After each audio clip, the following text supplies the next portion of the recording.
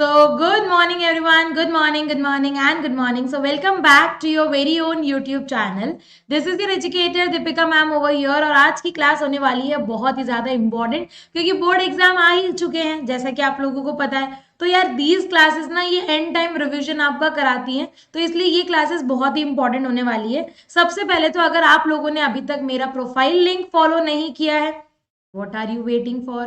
जल्दी जाके इसको फॉलो करके आओ, क्योंकि जितनी भी स्पेशल क्लासेस हम लोग लेते हैं उन स्पेशल क्लासेस का नोटिफिकेशन आपको तभी मिलेगा जब आप हमारा प्रोफाइल फॉलो करोगे.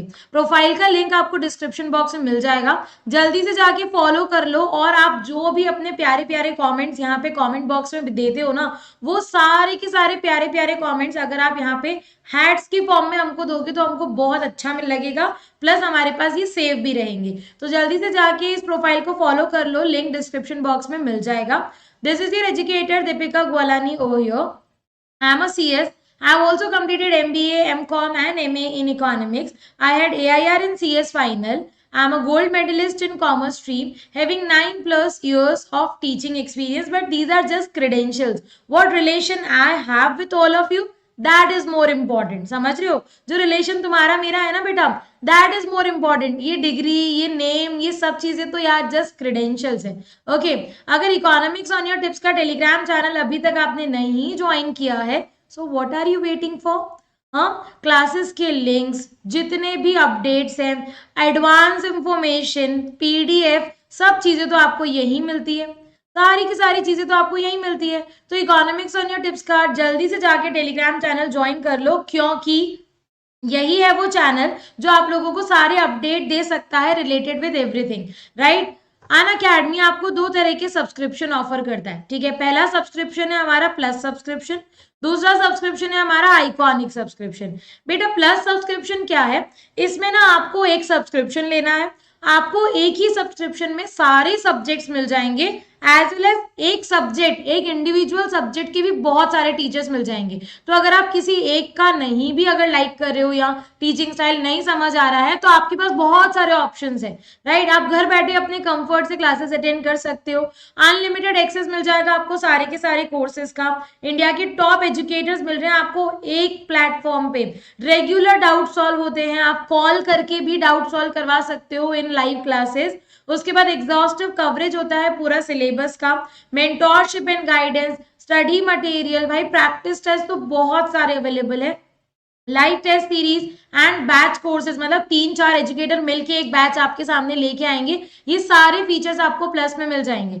आइकॉनिक ना थोड़ा सा हायर वर्जन है. आइकॉनिक में आपको पर्सनल मेंटोर मिल जाएगा, live doubt solving sessions, weekly report, parent के साथ 1-to-1 कनेक्ट, स्टडी प्लानर और सारे प्लस के बेनिफिट्स तो आपको आइकॉनिक के अंदर भी मिल जाएंगे.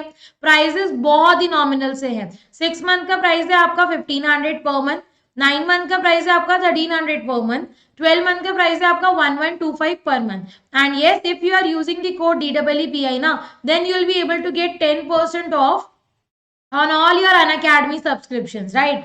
Iconic subscription क्या है बेटा? इसका प्राइस देखो, 3 मंथ का 3600 पर मंथ और 6 मंथ का 2550 पर मंथ, 9 मंथ का 2300 per month.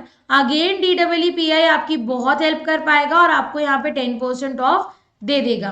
So this is all about plus and iconic subscription. अभी आपको एक बहुत अच्छा ऑफर मिल रहा है प्लस सब्सक्राइबर के लिए. वो क्या है कि 12 मंथ का सब्सक्रिप्शन अगर आप लेते हो तो 6 मंथ आपको बिल्कुल फ्री मिल जाएंगे. समझ रहे हो? 12 मंथ का सब्सक्रिप्शन ले रहे हो तो 6 मंथ बिल्कुल फ्री और 10% ऑफ तो मिल ही रहा है. 10% ऑफ तो मिल ही रहा है ना, तो बहुत ही अच्छा ऑफर है, लिमिटेड टाइम ऑफर है. ओके, क्लास 11 स्टूडेंट्स के लिए अनअकैडमी एक स्कॉलरशिप टेस्ट कंडक्ट करवाता है जिसका नाम है कॉम्बैट.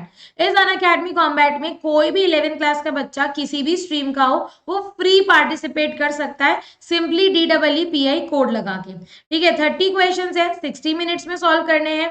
बहुत ही डिटेल्ड एक्सप्लेनेशन भी मिल जाएगा, मतलब आपकी प्रिपरेशन भी चेक हो गई और आपको बहुत अच्छी स्कॉलरशिप लेने का मौका भी मिल जाएगा.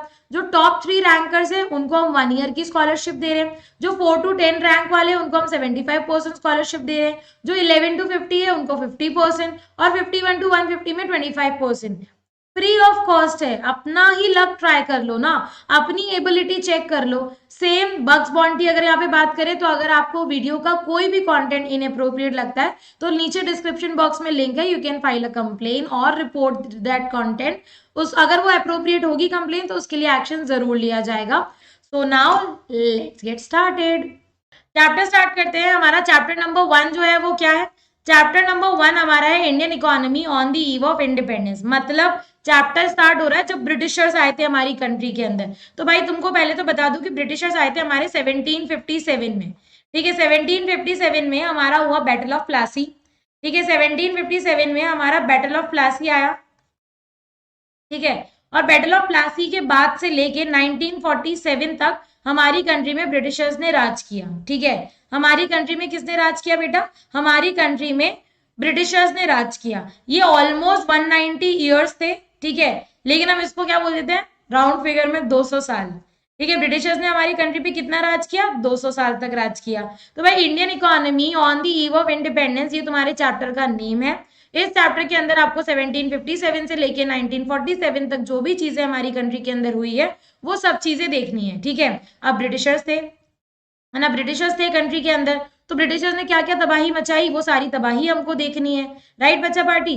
तो what was the basic purpose of the British rule? तुमसे क्वेश्चन है यहाँ पे, ब्रिटिशर्स का बेसिक पर्पस क्या था? ब्रिटिशर्स हमारी कंट्री में क्यों आए थे पता है? ब्रिटिशर्स हमारी कंट्री के अंदर आए थे दो पर्पस के लिए। There are two fold motive, there was two fold motive. ठीक है, उनका टू फोल्ड मोटिव था। पता है वो टू फोल्ड मोटिव क्या था? वो इंडियन इकोनॉमी से जो रॉ मटेरियल था ना, इंडियन इकोनॉमी का जो रॉ मटेरियल था ना, वो भेजना चाहते थे ब्रिटेन। ठीक है, ताकि उनके ब्रिटेन में जो इंडस्ट्रियलाइजेशन चल रहा है ना, वो इंडस्ट्रियलाइजेशन अच्छा हो जाए। और दूसरा मोटिव क्या था पता है? जो फिनिश गुड्स, ठीक है, जो फिनिश गुड्स वहां पे बन रहे थे ना ब्रिटेन के अंदर, उसको वो इंडिया के अंदर इंपोर्ट करना चाहते थे। तो ये तो ब्रिटेन एक्सपोर्ट हो रहे थे हमारे रॉ मटेरियल, और इंडिया के अंदर फिनिश गुड्स क्या हो रहे थे? इंपोर्ट। मतलब हमारी ही कॉटन का थ्रेड बना रहे हैं, हमारे ही टेक्सटाइल मतलब का कपड़ा बना रहे हैं और हमको ही बेच रहे हैं। वाह बेटा, देख रहे हो इनकी चालाकी? चालाकी देख रहे हो तुम? हमारा ही रॉ मटेरियल और उसी को फिनिश गुड्स में कन्वर्ट करके हमको ही महंगे दामों में बेचा जा रहा है। वाह, तुम देख रहे हो चालाकी? तो ये हमारे ब्रिटिशर्स उस टाइम पे हमारी कंट्री के अंदर कर रहे थे। ठीक है बच्चा पार्टी? उस टाइम पे हमारी कंट्री का जो इकोनॉमिक डेवलपमेंट था ना बेटा, वो बहुत कम था। There was very low level of economic development under colonial rule. बहुत कम, कॉलोनियल रूल के अंदर इकोनॉमिक डेवलपमेंट बहुत कम था। ऑब्वियसली बात है, बढ़ेगा कैसे? ब्रिटिशर्स इतना ज्यादा एक्सप्लॉइट जो कर रहे थे, इतना ज्यादा अगर एक्सप्लॉइट करेंगे तो भाई सिंपल सी बात है ना, कैसे कैसे इकोनॉमी बढ़ेगी? पहले की अगर बात की जाए, पहले मतलब ब्रिटिशर्स के पहले, before the advent of British rule, before British rule की अगर हम बात की जाए तो हमारी इकोनॉमी जो थी ना, वो प्रॉस्परस इकोनॉमी थी। मतलब हमारे पास सब था, सब।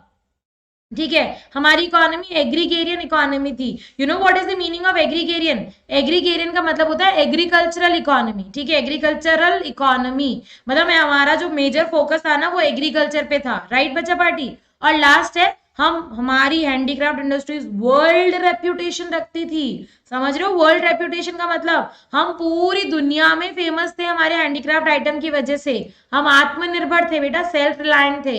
राइट, ये बिफोर ब्रिटिश रूल थी। अब ब्रिटिशर्स आ गए, ब्रिटिशर्स आ गए, तबाही मचाई। ठीक है, अब आ गए ब्रिटिशर्स, उन्होंने क्या किया बेटा? तबाही मचा दी। राइट, चलो देखते हैं आगे, देखते हैं इसके बाद क्या बेटा? रीजंस देखो यहाँ पे, व्हाट आर दी रीजंस। ठीक है, व्हाट आर दी रीजंस, इसके पीछे क्या कारण थे? ठीक है, बैटल ऑफ प्लासी हुआ, कब हुआ? बैटल ऑफ प्लासी हुआ हमारा 1757। ईयर लर्न कर लो, 1 मार्क का क्वेश्चन बनेगा। ठीक है, 1 मार्क का क्वेश्चन बनेगा। इंडिया बिफोर ब्रिटिशर्स तो इंडिपेंडेंट थी। ठीक है, India had an independent economy before the arrival of the British rule. Right, agriculture was the main source of livelihood for most of the people. Handicraft के लिए world famous थे, लेकिन Britishers ने बंद करा दी कंट्री की। भाई ये पॉइंट लर्न करना है। ठीक है, ये पॉइंट लर्न करना है। मैं तुमको बताती हूँ कि कैसे लर्न होगा।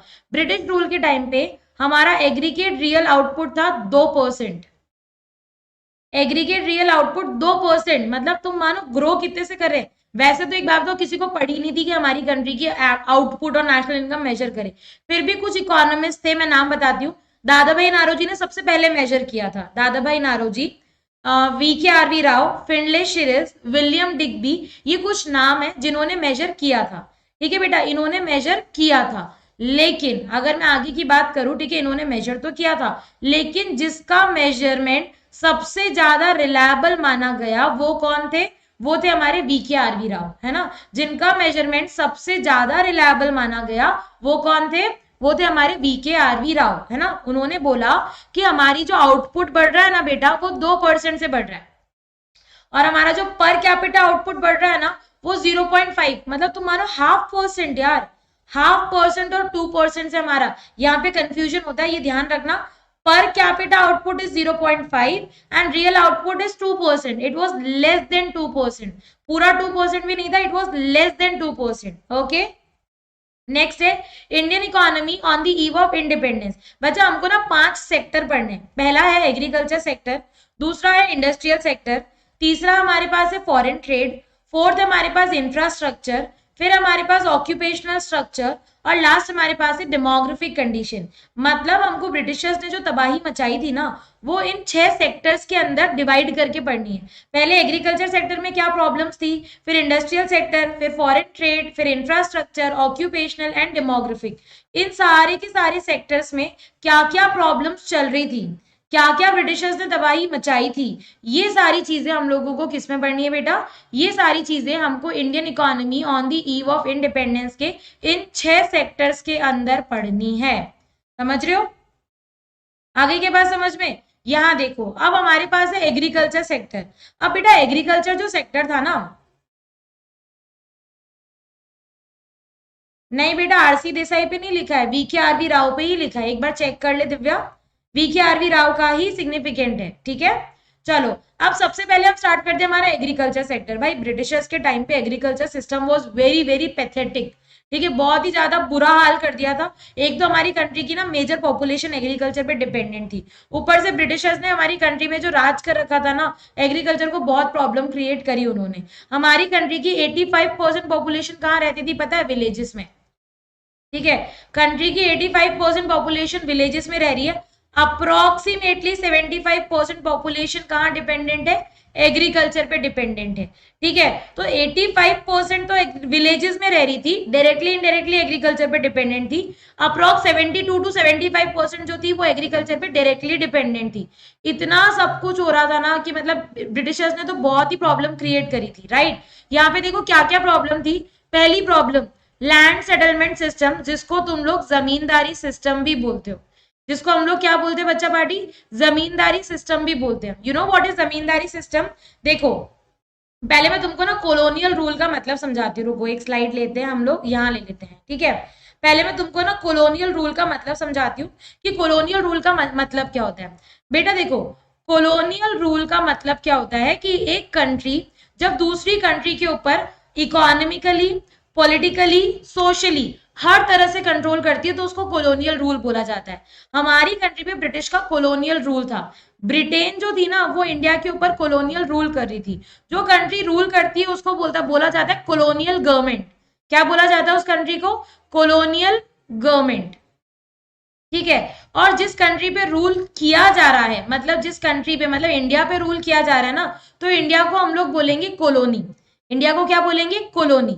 अब इंडिया का जो भी लैंड है वो ओनरशिप किसकी मानी जाएगी? ब्रिटेन की, क्योंकि इकोनॉमिकली, पॉलिटिकली, लीगली, सोशली सब तरह से कंट्रोल कर रहे हैं ना, तो Britain was considered as the owner, owner मान लिया गया। तो जो भी लैंड हमारे पास था वो किसका मान लिया गया बेटा? ब्रिटेन का मान लिया गया। ठीक है, जितना भी लैंड था वो ब्रिटेन का था। अब हमारा बेचारा फार्मर, उसको खेती तो करनी है ना, हमारे बेचारे फार्मर को खेती तो करनी है। अब जमींदार ने क्या बोला? देखो ब्रिटिशर्स ने, ठीक है, ब्रिटिशर्स के पास हमारी कंट्री का सारा लैंड था। ठीक है, ब्रिटिशर्स ने बीच में रखे जमींदार। ठीक है, ब्रिटिशर्स ने क्या रखे? बीच में जमींदार रखे। जमींदार के नीचे हमारे थे बेचारे फार्मर्स। ठीक है, अब ब्रिटिशर्स ने बोला अगर फार्मर को लैंड चाहिए तो जमींदार उनको रेंट पे दे देगा। ठीक है, उस रेंट को लगान बोला जाता था। क्या बोला जाता था बेटा? लगान बोला जाता था। लगान is a type of tax जो कि फार्मर को देना है क्योंकि वो लैंड किसका यूज कर रहा है, ब्रिटिशर्स का यूज कर रखा है। ठीक है, आ गया समझ में। अब यहाँ पे एक सिंपल सा लॉजिक और है, जमींदार को ब्रिटिशर्स ने बोला 20% लगान, सपोज ना 20% लगान लेना है, जमींदार फार्मर से चार्ज करता है 25%, 5% खुद का कमीशन लेके बैठा है। मतलब अल्टीमेटली यार क्या, किसका एक्सप्लॉइटेशन हो रहा है, फार्मर का। ठीक है, जमींदार को तो ब्रिटिशर्स ने बोल दिया हमको ये फिक्स डेट है, इस डेट पे अगर हमको लगान नहीं मिला ना तुम्हारी नौकरी गई। सिंपल सिंपल है बेटा, राइट। तो ये ब्रिटिशर्स ने जमींदार को बोल दिया। अब जमींदार क्या कर रहा है, वो उनको कोई मतलब नहीं है, जमींदार फार्मर से हाई चार्ज करता था। इसी को ही लैंड सेटलमेंट सिस्टम बोलते थे बेटा। ठीक है, इसी को ही क्या बोलते थे, लैंड सेटलमेंट सिस्टम बोलते थे। दशा बिगाड़ रखी थी इसने एग्रीकल्चर की हमारी, राइट। नेक्स्ट हमारे पास क्या है पता है, नेक्स्ट हमारे पास है कमर्शियलाइजेशन ऑफ एग्रीकल्चर। कमर्शियलाइजेशन मतलब ब्रिटिशर्स ने फार्मर को कैश क्रॉप्स के लिए फोर्स किया। कैश क्रॉप्स पता है क्या होती है, कैश क्रॉप जिसकी मार्केट वैल्यू अच्छी हो, जिसको मार्केट में सेल किया जा सके। कॉटन, इंडिगो भाई मार्केट में बिकेगी अच्छी रेट्स में। तो ब्रिटिशर्स ने फार्मर को लालच दिया, फोर्स किया कि तुम कैश क्रॉप्स ग्रो करो instead of food crops. Productivity हमारी वैसे कम थी क्योंकि देखो ना कुछ इन्वेस्टमेंट ब्रिटिशर्स कर रही थी, ना कुछ कोई भी कुछ भी तो नहीं कर रहा था यार। ब्रिटिशर्स हमारा कोई भी इन्वेस्टमेंट नहीं कर रही थी, प्रोडक्टिविटी हमारी बहुत कम थी, समझ रहे हो। ब्रिटिशर्स कोई इन्वेस्टमेंट नहीं कर रहे थे, प्रोडक्टिविटी बहुत ज्यादा कम थी हमारी कंट्री की, क्योंकि देखो हमारे पास ना फर्टिलाइजर्स है, ना पेस्टिसाइड्स है, ना कोई कुछ कर रहा है, भाई कुछ भी तो नहीं है, तो प्रोडक्टिविटी वैसे ही कम हो गई। उसके बाद स्कैर्सिटी ऑफ इन्वेस्टमेंट, भाई इन्वेस्टमेंट कहाँ से आएगा, गवर्नमेंट तो कर नहीं रही, फार्मर के पास है नहीं, तो इन्वेस्टमेंट हो ही नहीं रहा था कंट्री के अंदर। So this was agriculture structure. ठीक है, आगे समझ में। नेक्स्ट हमारे पास है industrial sector, right. Industrial sector क्या है बेटा, ऑब्वियस सी बात है एग्रीकल्चर हो गया, अब इंडस्ट्रियल की भी बात करेंगे ना। इंडस्ट्री तो ब्रिटिशर्स चाहते ही नहीं थे कि इंडिया में डेवलप हो, समझ रहे हो। इंडस्ट्रीज के लिए तो भाई उनका टारगेट था कि ब्रिटेन में जो इंडस्ट्रियलाइजेशन हो रहा है ना उसको आगे बढ़ाना है। वो चाहते ही नहीं थे कि इंडिया में इंडस्ट्रीज डेवलप हो, राइट। तो उन्होंने क्या किया पता है, उन्होंने सारी हैंडीक्राफ्ट इंडस्ट्री बंद करा ली। रीजन बताऊं, रीजन बताओ इसके पीछे का। देखो ना रहेंगी हैंडीक्राफ्ट इंडस्ट्री, ठीक है, ना रहेंगी हैंडीक्राफ्ट इंडस्ट्री, ना रहेंगे गुड्स, ठीक है, तो लोग अल्टीमेटली कहां से खरीदेंगे यार, ब्रिटेन से जो आ रहा है वहीं से ही खरीदेंगे ना, अल्टीमेटली ब्रिटेन से जो आएगा वहीं से खरीदेंगे ना। उन्होंने सारी हैंडीक्राफ्ट इंडस्ट्री बंद करवा दी, राइट। मतलब हमारे पास तो कुछ बचा ही नहीं ना, हमारे पास कुछ बचा ही नहीं, क्योंकि हमारे पास अब कोई फिनिश गुड्स है ही नहीं। छोटी से छोटी चीज भी अगर हमको चाहिए तो हमको अब इंपोर्ट के ऊपर ही डिपेंड रहना पड़ेगा, राइट। इसका एडवर्स इफेक्ट आया बेटा, क्या इफेक्ट आया पता है, एक तो बहुत ज्यादा अनएम्प्लॉयमेंट क्रिएट हो गया, ठीक है, एक तो बहुत ज्यादा अनएम्प्लॉयमेंट क्रिएट हो गया, और दूसरा एग्रीकल्चर पे बर्डन बढ़ गया। ठीक है, एग्रीकल्चर पे क्या हो गया बेटा, बर्डन इंक्रीज हो गया।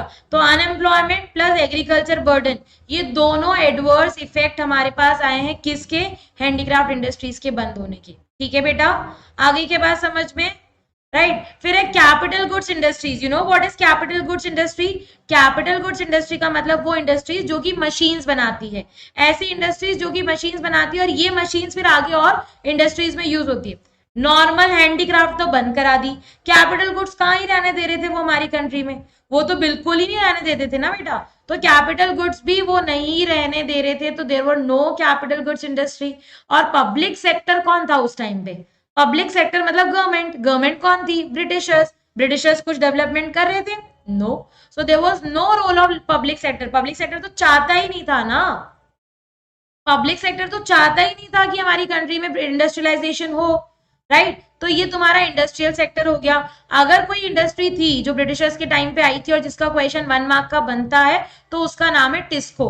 टिस्को आई थी 1907 के अंदर, ठीक है। कुछ सेकेंड वर्ल्ड वॉर के बाद भी आई थी, सेकेंड वर्ल्ड वॉर के बाद भी हमारी कुछ कंट्रीज थी, कंपनीज थी, शुगर, पेपर, सीमेंट, ये थोड़ी मॉडर्न कंपनीज हमारी कंट्री के अंदर आई थी, इंडस्ट्रीज आई थी।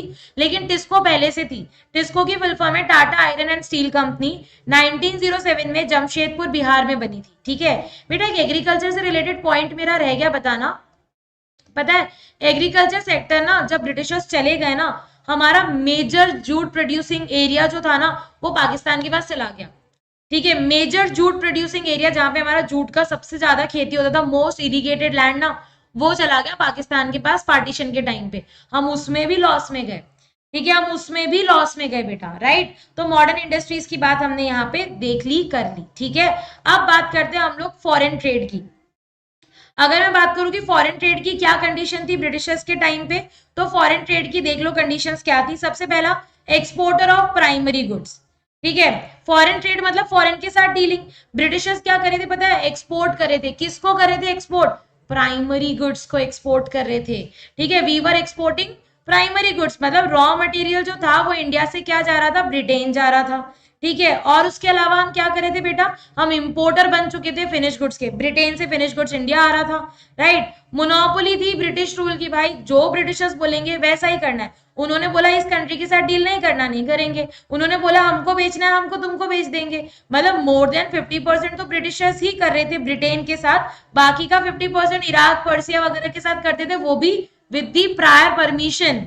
उनकी परमिशन होगी तो ही करेंगे, अदरवाइज वो भी नहीं हो रहा था, राइट। नेक्स्ट हमारे पास क्या है, drain of Indian wealth during British rule. भाई इंडिया की वेल्थ तो थी, देखो हम ना प्राइमरी गुड्स ज्यादा भेज रहे थे, मतलब हमारा एक्सपोर्ट ज्यादा था एज कंपेयर टू इंपोर्ट। हमारा एक्सपोर्ट ज्यादा था एज कंपेयर टू इंपोर्ट, और अगर एक्सपोर्ट हमारा ज्यादा था एज कंपेयर टू इंपोर्ट, इसका मतलब हमारे पास तो सरप्लस था। हमारे पास तो सरप्लस था ना बेटा, वी वर हैविंग सरप्लस। ये सरप्लस ब्रिटिशर से बर्दाश्त नहीं हो रहा था। तो ये जो वेल्थ थी ना हमारी, इस वेल्थ को वो कर रहे थे ड्रेन। कैसे ड्रेन कर रहे थे बेटा, देखना समझना। देखो सबसे पहला काम वो क्या करते थे पता है, ऑफिस सेटअप कर लेते थे। भाई अच्छे आलीशान महल जैसे ऑफिसेस बनाए ब्रिटिशर्स ने अपने। उसके बाद वॉर एक्सपेंसेस, भाई वॉर एक्सपेंसेस में लगा दिया पैसा। और अगर पैसा बच गया तो इनविजिबल आइटम तो दिखते नहीं थे ना, मतलब सर्विसेज तो दिखेंगे नहीं ना, तो बोल देते थे कि हमने इनविजिबल आइटम्स को इंपोर्ट कर दिया, हो गया पैसा बर्बाद। ठीक है, हो गया पैसा बर्बाद। आ गया बात समझ में सब लोगों को? तो ये हमारा हो गया एक्सपेंसेस ऑन वॉर। ठीक है, तो इंडिया की वेल्थ कहाँ ड्रेन हो रही थी, इन तीन जगह पे इंडिया की वेल्थ जो थी वो हमारी ड्रेन हो रही थी। पहला ऑफिस सेटअप में, दूसरा एक्सपेंसेस ऑन वॉर, तीसरा इनविजिबल आइटम्स में। I hope it is clear to everybody. ठीक है, I hope it is clear to everybody. ठीक है, अच्छा एक और चीज बताती हूँ तुमको। पता है स्विस कैनाल था, स्विस कैनाल कब आया किसी को पता है? स्विस कैनाल कब आया किसी को पता है डेट? स्विस कैनाल की डेट किसी को पता है क्या? पता होगी, सबको पता होगी, अभी तक नहीं पता है तो लर्न कर लेनी चाहिए। बेटा स्विस कैनाल हमारी कंट्री के अंदर जब आया ना 1869 में आया। ठीक है, इसके बाद हमारी बर्बादी की स्पीड बढ़ गई। इस स्विस कैनाल ने ना ब्रिटिशर्स को बहुत फायदे में रखा है। ये तुमको जो रेड वाली लाइन दिख रही है ना, ये वाली, पहले ब्रिटिशर्स इस रूट से इंडिया आते थे, तो जो कितना लंबा रास्ता है, टाइम लगता था, कॉस्ट लगती थी, तो बर्बादी धीरे चल रही थी। इन्होंने एक आर्टिफिशियल वाटर बेस बनाया। ये तुमको जो ब्लैक कलर की लाइन दिख रही है ना, ये वाली, इन्होंने क्या किया, इन्होंने एक आर्टिफिशियल वाटर बेस बनाया। ठीक है, इस आर्टिफिशियल वाटरवे ने क्या किया, इस आर्टिफिशियल वाटरवेज ने हमारी कंट्री का रास्ता छोटा कर दिया। इसको स्विस कैनाल बोला जाता है। रास्ता छोटा हो गया, बर्बादी की स्पीड बढ़ गई। अब तो फटाफट से माल जाएगा, फटाफट से माल आएगा, है ना, कॉस्टिंग भी कम लग रही थी। तो स्विस कैनाल का हमारे ऊपर नेगेटिव इंपैक्ट आया, ब्रिटिशर्स के ऊपर पॉजिटिव इंपैक्ट आया। 1869 में हमारा ये वाला पूरा इन्होंने ब्रिटिशर्स ने खराब कर डाला था। ठीक है, अब आते हैं हम लोग डेमोग्राफिक कंडीशन पे। देखो हमने एग्रीकल्चर सेक्टर पढ़ लिया, ठीक है बच्चा पार्टी, हमने इंडस्ट्रियल सेक्टर पढ़ लिया, एग्रीकल्चर इंडस्ट्रियल डन। उसके बाद हमने फॉरेन ट्रेड पढ़ लिया। ठीक है, फॉरेन ट्रेड भी हो गया हमारा। अभी हमारा नेक्स्ट सेक्टर है डेमोग्राफिक, मतलब पॉपुलेशन से रिलेटेड फैक्टर्स की बात करें। अब ब्रिटिशर्स कोई हमारी कंट्री के अंदर इतने हीरे मोती तो दे नहीं रहे थे, इतनी इनकम भी नहीं दे रहे थे, ना हेल्थ फैसिलिटीज नहीं थी, ना कुछ था, तो भाई पॉपुलेशन के रिलेटेड फैक्टर्स भी खराब ही होने वाले हैं ना बेटा। डेमोग्राफिक कंडीशन में इन्फेंट मोर्टालिटी रेट 218, भाई बहुत ज्यादा होती है 218। ठीक है, ये लर्न करना है सारा डेटा। ठीक है, यहां से 1 मार्क का क्वेश्चन बन सकता है किसी का भी, अच्छे से लर्न कर लेना। ठीक है, लाइफ एक्सपेक्टेंसी ओनली 32। बताओ, आज के जमाने में तो हमारे दादा दादी वगैरह 100 साल तक भी जीते हैं यार, और ब्रिटिशर्स के टाइम पे it was only and only 32। देख रहे हो तुम लोग?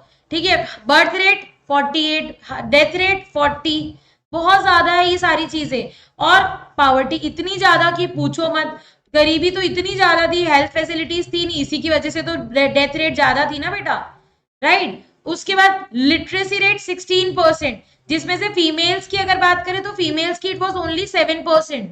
भाई बहुत बुरे हालात थे हमारी कंट्री के, राइट। और एक 1921 ईयर है, इस ईयर को हम लोग ईयर ऑफ ग्रेट डिवाइड बोलते हैं, ठीक है। एक 1921 ईयर है बेटा, इसको ईयर ऑफ ग्रेट डिवाइड बोलते हैं हम लोग, समझ रहे हो। ये ईयर ऑफ ग्रेट डिवाइड जो है ना, ये हमारी कंट्री का ट्रांजिशन बताता है। इससे पहले हम फर्स्ट स्टेज में थे डेमोग्राफिक ट्रांजिशन की, इसके बाद हम सेकंड स्टेज के अंदर आ गए थे, ठीक है बेटा। तो यहां से भी 1 मार्क का क्वेश्चन आता है कि इंडिया कौन से ईयर में सेकंड स्टेज में आया था। तो इंडिया भाई 1921 में सेकंड स्टेज पे आया था, इसको हम ईयर ऑफ ग्रेट डिवाइड बोलते हैं। यहां से आपका 1 मार्क क्वेश्चन बनता है, ठीक है बेटा। ऑक्यूपेशनल स्ट्रक्चर की बात करते हैं, 3 तरह के ऑक्यूपेशन होते हैं। एक हमारा है प्राइमरी, ठीक है, एक हमारा है सेकेंडरी, राइट, एंड दूसरा हमारा है टर्शरी। ये 3 तरह के हमारे पास ऑक्यूपेशन है बच्चा पार्टी, राइट। 75% प्रतिशत जनता जो थी, अप्रोक्स मान लो 72 से 75 एग्रीकल्चर पे डिपेंडेंट थी। रिमेनिंग 25% जो थी वो मैन्युफैक्चरिंग और सर्विस सेक्टर में बटी हुई थी। इसमें भी रीजनल वेरिएशन थे बेटा, ठीक है, इसमें भी रीजनल वेरिएशन थे। ऐसा नहीं कि हर जगह एग्रीकल्चर जो है सेम पेस पे आगे बढ़ रहा है, नहीं। कुछ स्टेट्स थे जिसमें एग्रीकल्चर बढ़ रहा था, कुछ स्टेट्स ऐसे भी थे जिसमें मैन्युफैक्चरिंग और सर्विस बढ़ रहा था। तो हर जगह एग्रीकल्चर आगे नहीं था, कुछ स्टेट्स में एग्रीकल्चर कम भी हो रहा था, कुछ स्टेट्स में मैन्युफैक्चरिंग और सर्विस बढ़ भी रहा था, ठीक है। इंफ्रास्ट्रक्चर पे आ जाए, देखो अभी तक जितने भी सेक्टर्स पढ़े ना, उसमें सब में नेगेटिव नेगेटिव नेगेटिव देखने को मिला।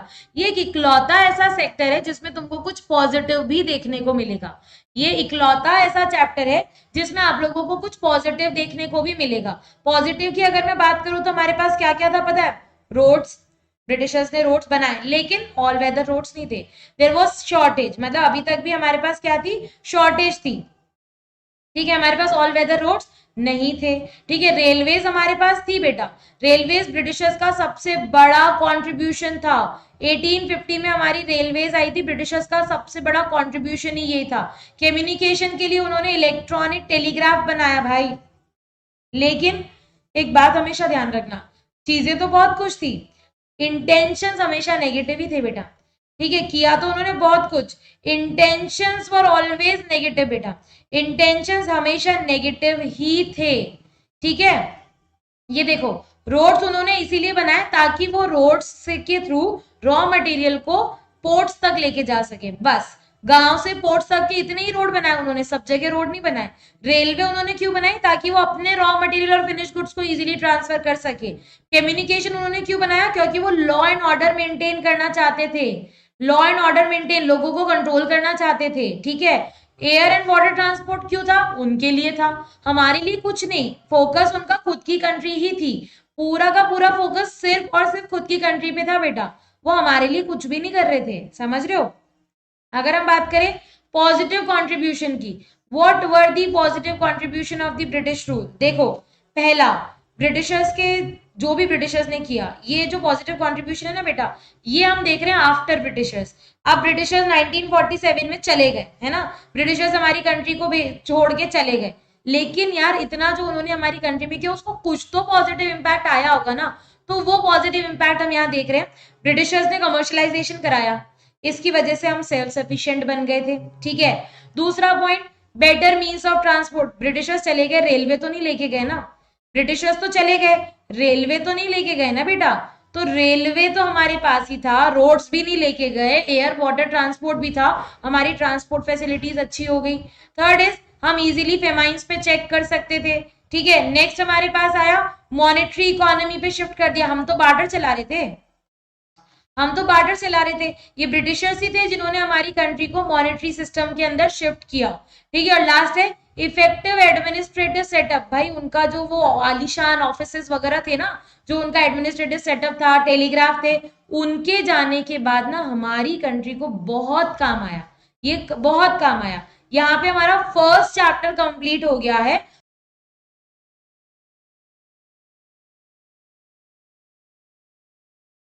Okay, so Unacademy is offering you a double धमाका वीक ऑफर। इसमें आपको पता है अनअकैडमी का एक ऐप में एक फीचर आता है, आस्क अ डाउट फीचर।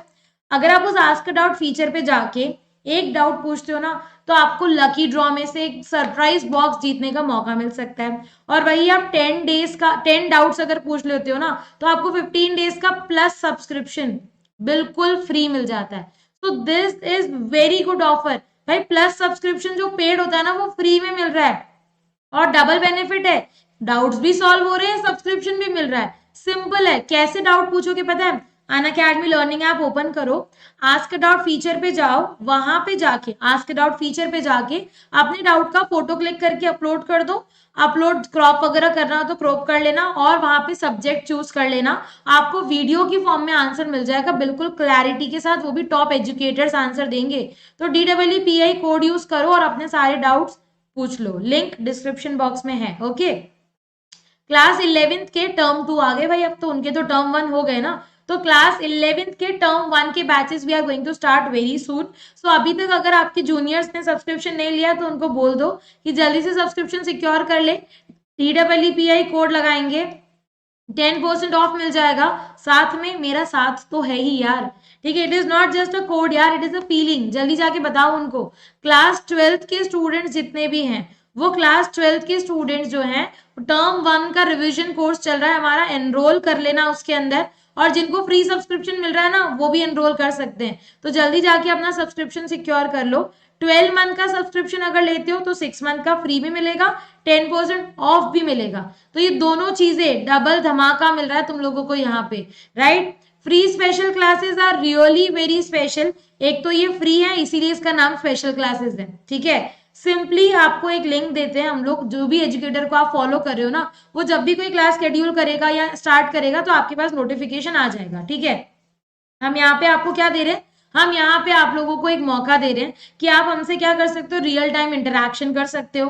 अपने डाउट्स का फोटो क्लिक करके चलती क्लास में भेज सकते हो आस्क अ डाउट फीचर में। पोल क्वेश्चंस जो हम लोग क्रिएट करते हो उसके आंसर्स आप दे सकते हो। और अगर आपकी रैंकिंग आए तो लीडर बोर्ड पे भी अपने आप को देख सकते हो। तो ये सारी चीजें भाई, फोटो वोटो भी आती है यहाँ पे, तो जो भी आपकी डीपी होती है ना वो भी दिख जाती है।